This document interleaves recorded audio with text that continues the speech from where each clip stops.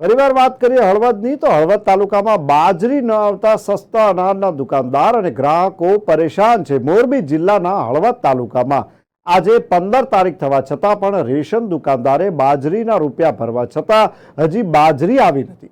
દુકાનદાર અને ગ્રાહકો બંનેને મુશ્કેલીઓનો સામનો કરવો પડી રહ્યો છે। એક ગામથી બીજા ગામ જતા ગ્રાહકોને ભારે તકલીફ પડે છે। ઘઉં, ચોખા, ચણા, દાળ અને ખાંડ ફિંગરપ્રિન્ટ દઈને માલ ઉપાડી લીધો છે, પણ બાજરી નથી મળી।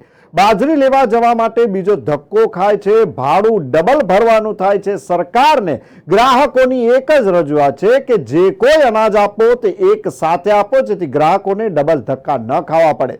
દુકાનદારના નામ ન આપવાની શરતે જણાવ્યું કે 95 વિતરણ ફરજિયાત કરવું પડે છે અને અનેકવાર સર્વર ડાઉન હોવાના કારણે ગ્રાહકો અને દુકાનદાર વચ્ચે બોલાચાલી થાય છે। આ અંગે હળવદ ગોડાઉન મેનેજર સાથે વાત કરતા જણાવ્યું કે અડધા દિવસમાં અનાજ બાજરી આવી જશે અને રેશન કાર્ડની દરેક દુકાનમાં મોકલી આપવામાં આવશે।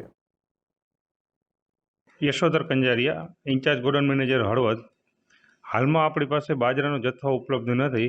બાજરાનો જથ્થો અમને ઉપરથી એવું કહ્યું 2-3 દિવસમાં આવશે। જથ્થો આવ્યો વિતરણ બને એટલું ઝડપથી સત્વરે પૂર્ણ કરવામાં આવશે, જેથી કરીને કોઈ પ્રશ્ન ઉપસ્થિત ના થાય। બાજરાનો જથ્થો તો જિલ્લામાં આપણે તાલુકામાં 58 દુકાનો છે, 58 બાજરાનો જથ્થો વિતરણ કરવાનો બાકી છે। હાલમાં આપણી પાસે જથ્થો જ ઉપલબ્ધ નથી। બીજું સીધું બાકી બધી વસ્તુ છે, ઘઉં, ચોખા, ખાંડ એમાં લગભગ આપણે 90% જેટલું વિતરણ પૂર્ણ કરેલ છે।